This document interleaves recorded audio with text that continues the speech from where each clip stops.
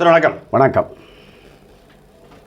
அன்று அண்ணல் மகாத்மா காந்தியடிகள் அவர்கள் ஆங்கிலேயர்கள் இந்தியா விட்டு விரட்ட தன்னுடைய உடலில் இருந்த சட்டை அணியாமல் அரை நிறுவனமாக களத்தில் நின்று போராடினார். இன்று தமிழ்நாட்டிலிருந்து திராவிட முன்னேற்ற கழக ஆட்சியை அகற்ற வேண்டும் என்று பாரதிய ஜனதாவுடைய மாநில தலைவருக்கு அண்ணாமலை ஐபிஎஸ் அவர்கள் தன்னைத்தானே சாட்டையில் அடித்து கொண்டிருக்கிறாரே, போராடுகிறாரே, மக்களுக்காக தன்னைத்தானே வருத்திக் கொள்கிறாரே. இதை பற்றி உங்களுடைய கருத்து என்ன? இதனுடைய நோக்கம் என்ன? பாதணி அணிய மாட்டேன் அப்படின்னு செருப்பு கூட அணிய மாட்டேன் என்று விரதம் இருக்கிறார். ஐயப்பன் கோயிலுக்கு போகிறவங்க பாதணி அணிய மாட்டாங்க, அது ஒரு விரதம்.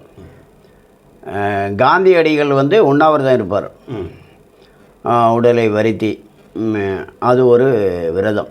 நீண்ட நாள் உண்ணாவிரதம் இருப்பார், 10 நாள் 15 நாள் அப்படி இருப்பார். இதெல்லாம் தன்னைத்தானே வருத்தி ஒரு வேண்டுதலுக்காக செய்வது, மக்களுக்காக போராடுவது. ஆமாம், தெய்வ வேண்டுதலாக கூட சாட்டை எடுத்து தன்னைத்தானே அடித்து கொள்வது என்பது நம்முடைய ஹிந்து மத மரபு படி இருக்கிறது, பாரம்பரியம் இருக்குது. ஆமாம். மக்கள் தலைவர் அண்ணாமலை ஐபிஎஸ் கூட சொல்லியிருக்கிறார், எங்கள் தாத்தா எல்லாம் அப்படி பண்ணுவார், எங்கள் ஒரு கோயிலில் பண்ணுவாங்க சாட்டை அடி அப்படின்ட்டு சொல்லியிருக்கிறார். இப்போது திமுக ஆட்சியை விட்டு அகற்றப்படணும் அப்படிங்கிறதுக்காக தன்னைத்தானே வருத்தி கொண்டு இந்த சிறுமிகளை மாணவிகளை மானபங்கம் செய்யக்கூடிய திமுக அகற்றப்பட வேண்டும் அப்படின்னு சொல்லி முக்கியமாக, அதாவது அதுக்கு முன்னாடி பல காரணங்கள் வரிசை கட்டி நின்னாலும் இருந்தாலும் கடைசியாக வந்த காரணம் இந்த அண்ணா பல்கலைக்கழக மாணவிக்கு ஏற்பட்ட கொடுமை. இது 23ஆம் தேதி நடந்தது.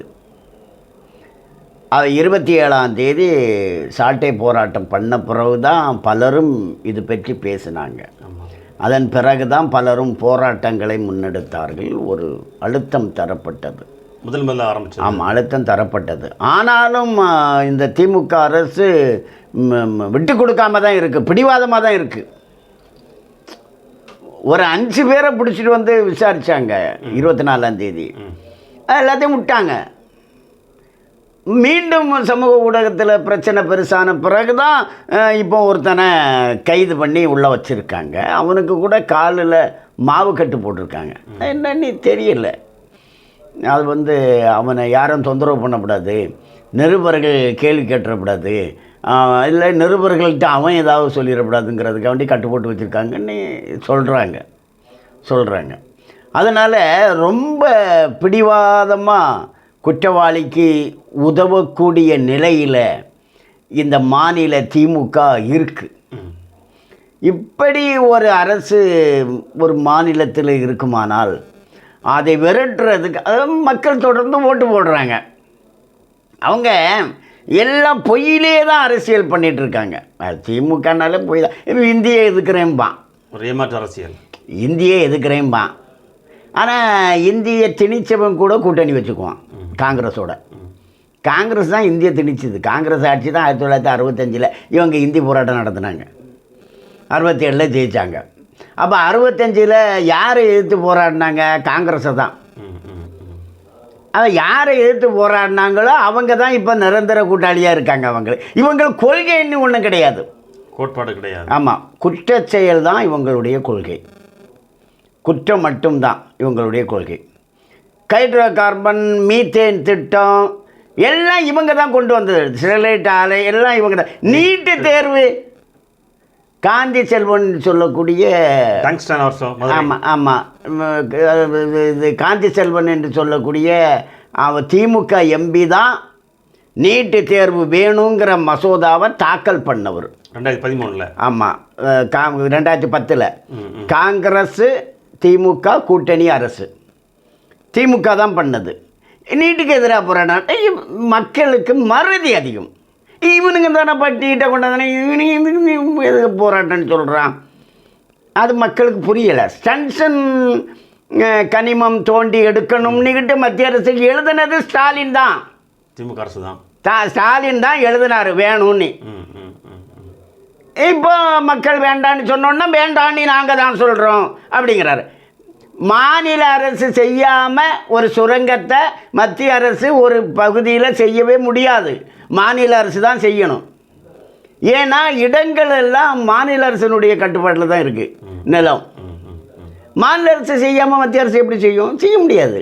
மாநில அரசு தான் செய்யுது. சென்சன் மாநில அரசினுடையது, ஹைட்ரோ கார்பன் மாநில அரசினுடையது, மீத்தேன் மாநில அரசினுடையது, ஸ்டெர்லைட் ஆலை மாநில. அப்போ இது எல்லாம் எதிர்த்து போராடியும் அவங்க தான் அப்படிங்கிற மாதிரி இப்படி ஒரு குதர்க்கமான குழப்பமான ஒரு அரசியலை திமுக பண்ணிகிட்ருக்கு.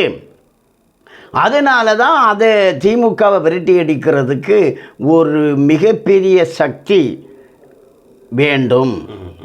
அந்த வலிமையை இறைவா நீ எனக்கு கொடு இனி முருகப்பெருமானை வேண்டிக் கொண்டு மக்கள் தலைவர் அண்ணாமலை ஐபிஎஸ் அவர்கள் சவுக்கால தன்னைத்தானே, அது ஒரு பிரார்த்தனைக்காக பண்ணுற விஷயந்தான் அது சவுக்கடிங்கிறது, ஒரு வேண்டுதல். ஆமாம், காவடி தூக்குறது, செருப்பு இல்லாமல் நடக்கிறது, வேல் போடுறது, இதெல்லாம் அந்த மாதிரி அந்த அடிப்படையில் அவர் அதை செய்து உலக அரசியலை அவர் கவர்ந்திருக்கிறார். உலகம் பூராவும் அதை பேசுகிறாங்க. ஆமாம், உலகம் பூராவும் அதை பேசுகிறாங்க. இப்படி பல்வேறு வழிமுறைகளை கையாண்டு மக்களுடைய கவனத்தை ஈர்த்து திமுகங்கிறது பொய், போலி, பித்தலாட்டம், ஏமாற்று, அதுக்கு எதிராக செயல்படுங்க அப்படின்ட்டு மக்களை வலியுறுத்தி கொண்டிருக்கிறார் மக்கள் தலைவர் அண்ணாமலை ஐபிஎஸ். வெற்றியடைவார். ஓகே, தேங்க்யூ, வணக்கம்.